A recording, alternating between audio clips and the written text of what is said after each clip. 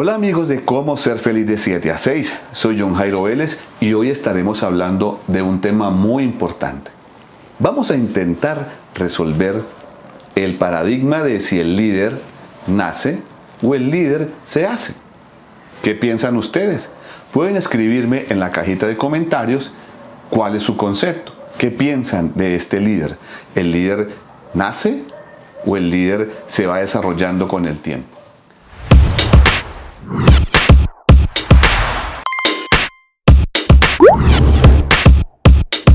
Bien, el paradigma es el líder nace o el líder se hace. Personalmente y a través de mi experiencia, considero que el líder no nace. Es a través de la interrelación que tiene el líder con su contexto en la medida en que empieza a crecer, en la medida en que él empieza a interactuar con sus amigos cuando es niño, en esa primera infancia, y a resolver esos pequeños conflictos, esos pequeños problemas que se nos presentan cuando estamos jugando, donde empezamos a sembrar las bases para construir un liderazgo. Es decir, el niño se enfrenta también a conflictos, el niño también tiene dificultades, el niño también tiene diferencias, también gana y también pierde. Pues bien, eso, más la educación de sus padres, los valores y la forma en que lo van estructurando en su casa y en su escuela, empiezan a sembrar lo que se constituye como las habilidades básicas de las personas que empiezan a proyectarse como un verdadero líder. Si bien es cierto, cuando llegamos nosotros a una edad adulta, los problemas empiezan a cambiar. Y ahí empezamos a tener que utilizar todas las herramientas que hemos venido desarrollando desde nuestra etapa de crecimiento, nuestra adolescencia, preadolescencia y nuestra niñez. Es allí donde empezamos a echar mano de esas herramientas que guardamos en la maleta y que hoy, a esta edad de la escuela o del colegio, empezamos a necesitar. Cuando las personas empiezan a avanzar en su vida profesional, es decir, empiezan a trascender ya en una etapa formativa, sino en una etapa ya profesional, desempeñando cargos en las empresas, pues las personas necesitan cada vez encontrar nuevas herramientas, porque cada vez los problemas cambian, las dificultades cambian, las relaciones cambian y el contexto es totalmente diferente. Es muy diferente estar con los amigos, es muy diferente estar en el colegio, es muy diferente estar en casa, pero es muy diferente estar en un trabajo.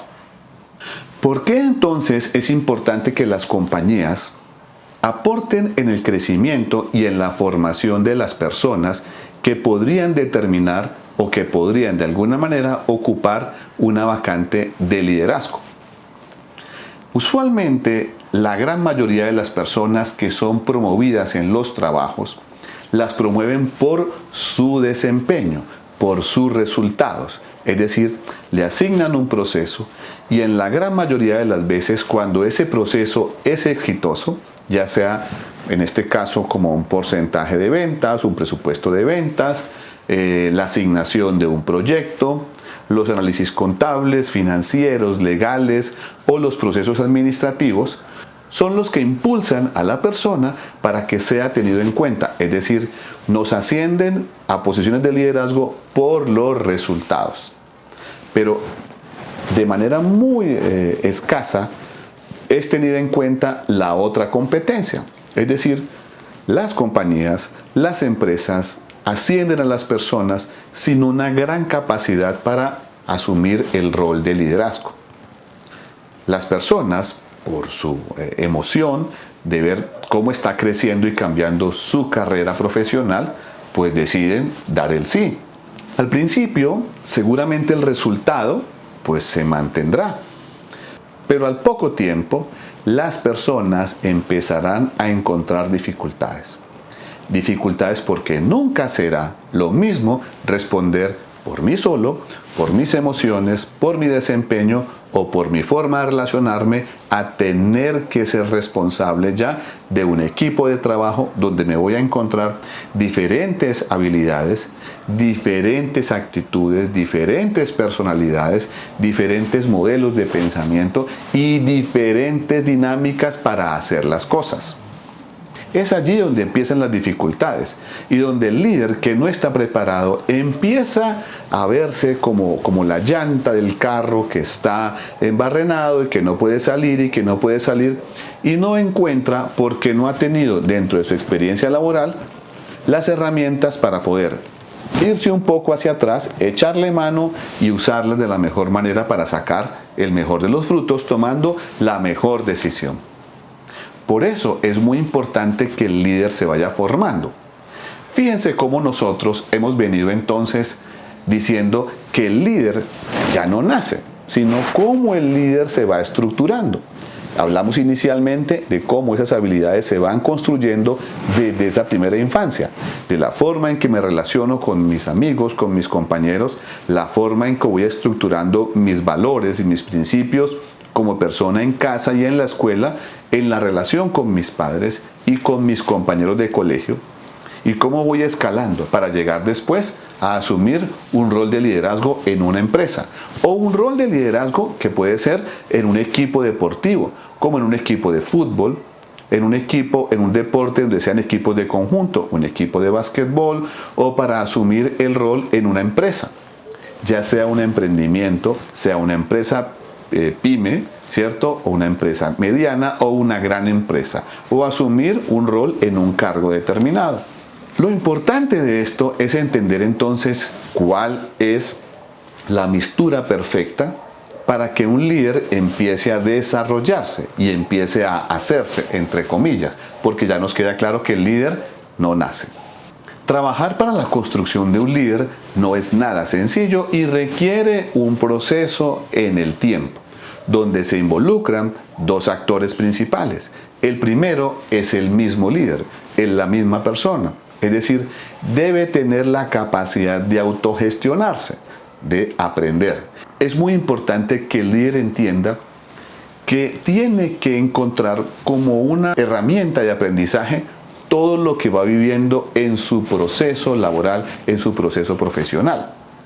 Es decir, muchas personas asumen los problemas como dificultades, ¿cierto? Como caminos en reversa y se frustran y no los maximizan. Pero aquellos que utilizan las dificultades, los inconvenientes o los problemas como una oportunidad de aprendizaje, pues van a tener la posibilidad de ir guardando experiencia e ir sumando esa, vitamina para que el día de mañana, cuando tengas que asumir o tomar el manejo de una situación, pues tengas en tu espectro, en tu maletín, aquellas cosas que ya has vivido, de las cuales has aprendido y que hoy seguramente te permitirán tomar mejores decisiones. Entonces, es muy importante que el líder tenga la capacidad de autodesarrollarse. No solamente esperar a que la compañía me forme, a que la compañía me diga, bueno, aquí estoy, entonces pues espero que la compañía me dé y cuando la compañía me dé, pues yo empezaré a formarme como líder. No se trata de eso. El líder debe tener la capacidad autodidacta, es decir, de que él mismo tenga la posibilidad de tener aprendizaje. Otra cosa es que el aprendizaje no solamente se obtiene en las universidades o de manera académica. El líder tiene la posibilidad de aprender en la medida en que vivencia cosas en la empresa o en diferentes situaciones.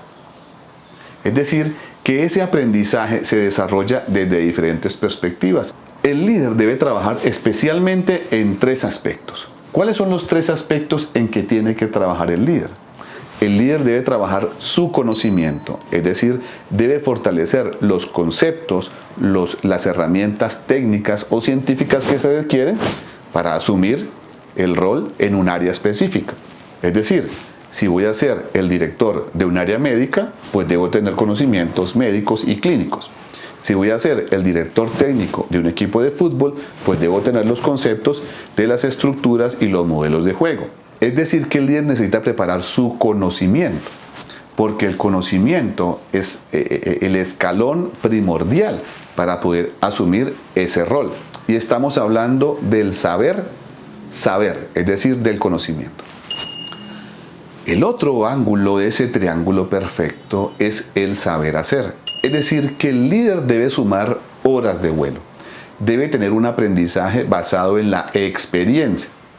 Quiere decir eso que de alguna manera ese conocimiento técnico que el líder ha adquirido en la medida del paso del tiempo le ha dado un enriquecimiento conociendo la materia en la cual se va a desenvolver. No es muy fácil y cuesta muchísimo más cuando un líder llega a ocupar un cargo en un área que no conoce, de la cual no tiene conocimiento, no tiene experiencia y quizá nunca ha interactuado con ella. Seguramente con el tiempo podría hacerlo, pero le va a costar mucho trabajo. Llegamos a lo que es el saber hacer. Y el tercer ángulo de ese triángulo se llama el saber ser, que corresponde a la capacidad que el líder debe tener para aprender a autogestionar y para aprender a desarrollar sus competencias blandas. Es decir, no el aprendizaje técnico ni el aprendizaje científico, no la experiencia y el cómo, sino las actitudes y aquellos elementos de su personalidad que tendría que fortalecer para asumir de alguna manera las situaciones que le va a representar el ocupar una posición de liderazgo. Saber ser entonces involucra todas las habilidades blandas. El líder debería trabajar en el manejo de conflictos, en su comunicación verbal, en la forma en que se relaciona con el otro, asumir de alguna manera los valores rectores que rigen las interacciones y los principios de la actuación de un líder, como por ejemplo el respeto hacia los demás, cómo te diriges, cómo hablas con el otro, cómo solucionas un conflicto. Si reconoces al otro, si tienes la capacidad de entender que tú no estás allí solamente para castigar y tomar decisiones que generen un castigo hacia el otro, sino también que tienes la responsabilidad de desarrollar los nuevos líderes y lograr que los demás hagan las cosas de la mejor manera.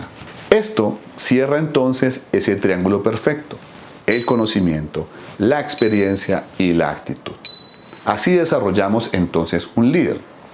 ¿Por qué entonces, y tomamos nuevamente el tema, es importante que las compañías inviertan en el desarrollo de los líderes? Con el paso del tiempo me he dado cuenta que muchas compañías quieren que esto pase de manera milagrosa o se dé como una generación espontánea, y esto no va a pasar. A veces se desgastan las compañías tratando de buscar las razones o invirtiendo en programas que minimicen la rotación del personal. El por qué tenemos empleados con burnout. Tenemos empleados que no son tan productivos, empleados que no se sienten tan felices o empleados que no se sienten tan conectados con o comprometidos con la compañía o el proceso.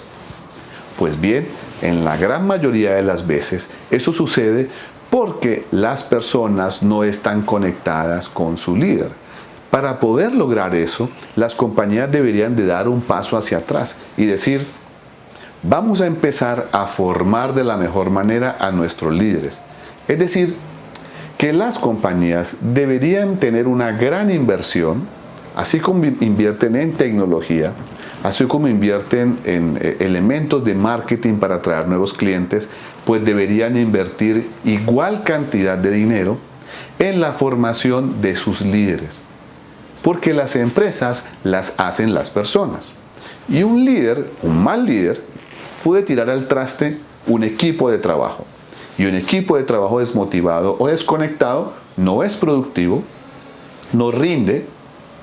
Es un equipo de trabajo que no es muy, digamos, efectivo o eficiente, y que los objetivos o las metas propuestas pues van a costar mucho más que un equipo con un líder que fluya, que inspire y que confía. Por consiguiente, es una invitación a las compañías para que repiensen un poquito sus modelos de liderazgo y tengan la capacidad de entender que deben trabajar arduamente en el desarrollo de un líder. Hay líderes que seguramente por su estructura humana y su estructura de formación pueden avanzar mucho más rápido en el desarrollo de esas competencias. Pero a otros les va a costar por su historia de vida, porque ya vienen hechos desde una historia anterior. Llegaron a la empresa ya siendo una persona estructurada y poder modificar ciertos comportamientos va a ser muy difícil. En muchas empresas me preguntan, ¿y qué hacemos si las personas no quieren o los líderes no quieren cambiar? Pues las compañías deberían de establecer, como todas, unos elementos teleológicos, filosóficos, y dentro de ellos tener muy claro cuáles son los principios y los valores que van a regir el comportamiento de esos líderes dentro de la organización. Cuando uno establece una escala de principios y valores, pues determina qué es importante para la compañía, qué está permitido y qué no está permitido. Es decir, que cuando establecemos esa línea, el líder que ingresa a la compañía o que asume un rol de liderazgo tendrá claramente cuáles son los principios de actuación que debe tener para asumir ese rol en esa compañía. Cuando se hace el proceso de selección, ese debería de ser su principal elemento para determinar si una persona puede ser seleccionada o no.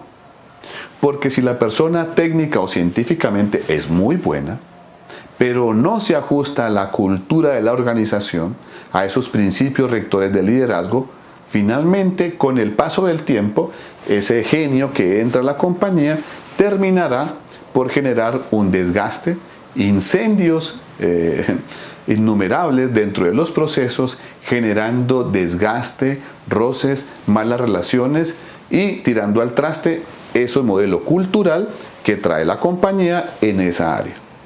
La gran mayoría de las personas de una empresa se van no porque no quieran la empresa. La gran mayoría de las personas, ya estamos hablando de un 80%, entre un 70 y 80% de las personas se van porque no soportan a su jefe, porque no soportan a su líder. Es decir, que mucha gente se va no de la empresa, se va de la mala relación que tiene con su jefe o con su líder. Eso entonces debe darnos una respuesta. ¿Qué hacer cuando en los departamentos pasan cosas como esas? Cuando las compañías sacrifican el clima, el ambiente laboral de las áreas por los resultados de esos líderes, están cometiendo un harakiri. ¿Y a qué nos referimos con sacrificar el buen ambiente laboral o el buen clima de trabajo por los resultados? Sé que aquí se genera otra discusión. ¿Qué es más importante para la empresa? ¿Un buen clima laboral o un buen resultado? Y es una pregunta que creo que no tiene mucha explicación. Pues partimos de que las compañías deben ofrecer ambos resultados. Es decir, tengo que cumplir unos objetivos, pero tengo que hacerlos de una buena manera. Porque muchas veces las compañías se preocupan solamente por el resultado, por el número final, pero no se dan cuenta que los costos de rotación de personal, de estar seleccionando, de estar capacitando, de mandar a entrenar las personas frecuentemente, pueden ser costos ocultos que no se tienen en cuenta y que a la hora de restarlo con los resultados, pues hará que ese líder entonces no sea tan eficiente como realmente lo muestra esa primera línea del resultado. Vamos entonces cerrando ya este tema de si el líder nace o el líder se hace. Hemos hablado entonces desde cómo el líder empieza a formarse desde su estructura, ya pasamos por allí, después de en qué tiene que trabajar el líder de manera propia en su formación y su desarrollo, o podemos llamar en su autodesarrollo. Pero también la responsabilidad que tienen las empresas y las organizaciones para formar a esos líderes. Daniel Goleman habla muy bien en su libro de Inteligencia Emocional. Nos contratan por lo que sabemos, pero nos sacan por lo que hacemos. Y es una verdad que también la escribo en mi libro de Cómo ser feliz de 7 a 6, en los capítulos que tiene que ver con los líderes. Y es que muchas veces nos dejamos llevar solamente por los títulos, por los cartones, por lo que sabe, pero no por lo que la persona es. Y eso termina a la larga siendo mucho más delicado y tiene un costo mucho más alto. Bueno, estamos llegando entonces al final de este video, cerrando este capítulo de si el líder nace o se hace. Si quieres comentar algo adicional alrededor de este video, te invitamos para que en la cajita de comentarios lo hagas. Descríbenos qué piensas. ¿Qué te parece el contenido que estamos entregando y qué piensas de este paradigma? Este es un proyecto que surge y que nace en este primer capítulo y que esperamos seguir desarrollando con nuevos temas. Así que pueden unirse, pueden seguir dándole like y compartir para que cada vez seamos más seguidores que se vinculen a escuchar y a ver estos podcasts que tienen que ver con felicidad organizacional, con felicidad en las personas, con liderazgo y con lo que pasa dentro de las organizaciones. Los espero en próximos capítulos y en próximos episodios. También recuerda que puedes encontrarnos en otras redes sociales. En nuestro Instagram aparecemos como @como ser feliz de 7 a 6. También en nuestra red de TikTok aparecemos como ser feliz de 7 a 6. O en LinkedIn como John Jairo Vélez Paredes. Así que pueden encontrarme en diferentes redes y ahí nos estaremos viendo también para seguir compartiendo temas como estos. Recuerden, siempre valdrá la pena apostar por la felicidad en el trabajo. Nos vemos hasta la próxima.